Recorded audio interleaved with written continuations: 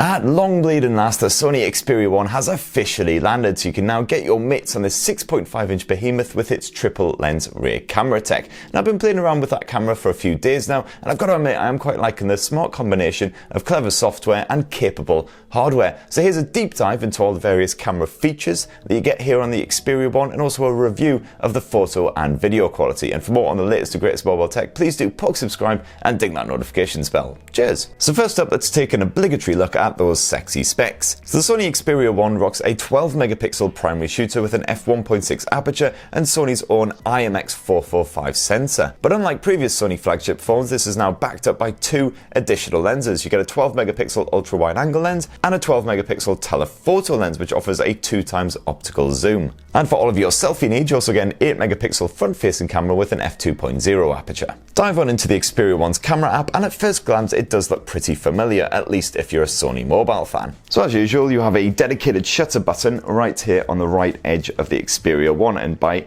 long pressing that you load up the Xperia 1's camera app. Just like the camera app on the XZ3, you can quickly swap between the photo and the video modes with a quick tap of these icons here, and you do have a selection of other bonus modes which you can dive into at any point, including the likes of portrait, selfie, the slow motion, and of course good old AR effect, as much as I loathe that thing. And handily you can dive into your most recently used mode just with a quick tap of this little icon next to it. Oh, hello. As usual, you get absolutely tons of toggles here on the main UI, including the likes of the depth sensing portrait modes, and of course the ability to change the brightness levels and the color temperature as well if you want some basic manual controls. And thankfully, yes, there is a full manual mode available once more, so you can actually play around with more detailed settings such as the shutter speed, the white balance, things like that. Now, in my short time with the Xperia 1, I found that the auto mode can be depended on for most occasions. You always get enough detail in your shots to make them look sharp on the big screen, and colours are captured with perfect clarity, appearing in their natural state, so those vivid hues really do shine in your final photos. In high dynamic scenes, the Xperia 1 holds its own.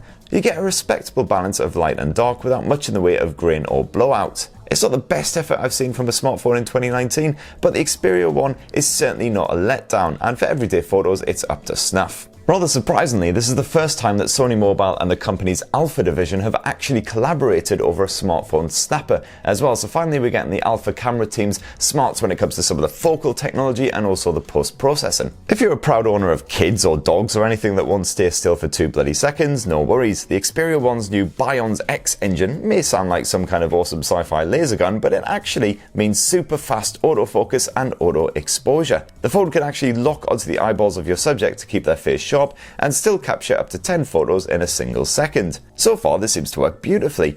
The eye focus feature works at a respectable distance and keeps up nicely when you burst shot by holding down that shutter button. I was also chuffed to see a return for Sony's best shot feature on the Xperia 1, which is particularly helpful when you're shooting kids. This automatically captures a small selection of shots when you hit that shutter button if any motion is detected, and then it allows you after the fact to choose your favourite shot. It's very simple, but it's very effective too, especially if your subject always blinks or gurns as soon as you tap that shutter button. The bokeh effect is back in action too, to prioritise your subject and smooth out the background, and as before the effect is fully adjustable. I got some really good results using this tool, which once again uses that clever eye detection to keep the person you're snapping perfectly sharp. And at night, the Xperia 1 can also capture some impressively clean shots. This is helped along by the clever new noise reduction algorithm. That pesky grain is cut out from the raw image before it's finally saved as a JPEG, giving you a smoother, more natural looking result in low light. You will often, unfortunately, get less detail in your final photos compared with rivals, however, so some textures do look a little bit soft when you zoom in them. But colours do really stand out, and overall the results are attractive. Beyond all the Alpha-inspired smarts, this is also the first Sony smartphone to rock a triple lens camera setup, so you get a similar sort of flexibility to the likes of the Huawei P30 Pro, Samsung's Galaxy S10 Plus, and all of those other big rivals. You can switch between all three lenses with a simple poke of this icon, and it really can be a godsend,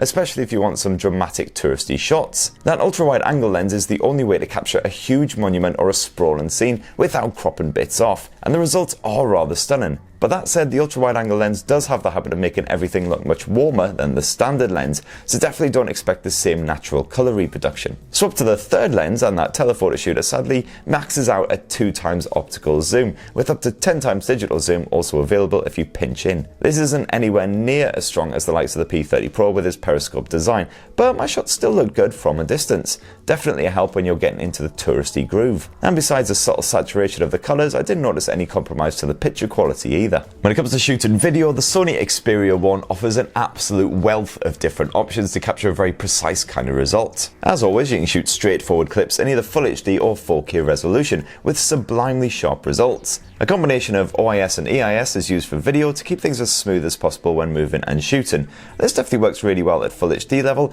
although things do get a wee bit janky, certainly on that horizontal plane if you bump up to 4K resolution. Nothing too severe, but you won't want to dodge about at too fast a pace. There is an HDR option which can be toggled on or off for the 4K video, although sadly this isn't anywhere near as effective as equivalent features on some rival phones. You can definitely expect natural colour reproduction and a lack of oversaturation, but those darker areas aren't really brightened up much at all. And yes, you can shoot video using all three of these individual rear lenses, but unfortunately if you start shooting a video using the ultra-wide angle lens, you can't then switch to the other two lenses mid-video, and vice versa. Super slow motion is back in action on the Xperia 1 as well, offering Full HD footage with snippets shot at 960 frames per second. This has been on a few Sony phones now, but it still never fails to impress. Like previous Xperias, you'll need to manually hit a button to capture these brief slow-mo segments, and getting the timing right can be rather tricky, but the results are bloody lovely when you nail it perfectly. If you really want to take your home movies to the next level though, check out the Cinema Pro feature. This is available through a separate app, and it allows you to record video in the cinematic 21:9 aspect ratio to match the Xperia 1's screen,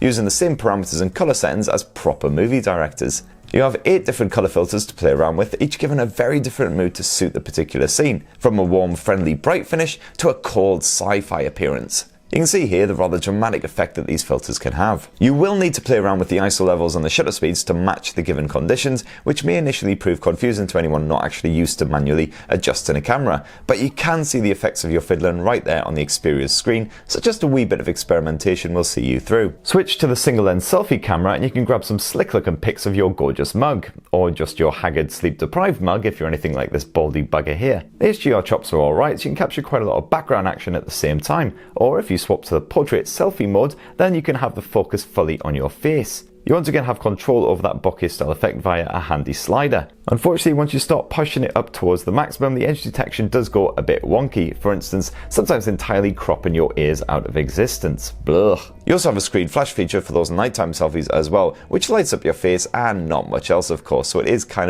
of limited use. As for video, you can shoot up to Full HD plus resolution footage with that selfie cam, and the clips that I grabbed from the Xperia 1 were perfectly fine. As long as you don't expect super smooth stabilization or the same level of HDR support that you get with the rear cameras, then you probably won't be disappointed. And that right there is what I think of the Xperia 1's new triple lens upgraded camera after a few days of play. What do you think? Are you happy with the results? Disappointed? Definitely be great to hear your thoughts down in the comments below. And please do, for the latest, greatest mobile tech, poke subscribe and ding that notifications bell. Lots more on this bad boy coming up really shortly. Cheers!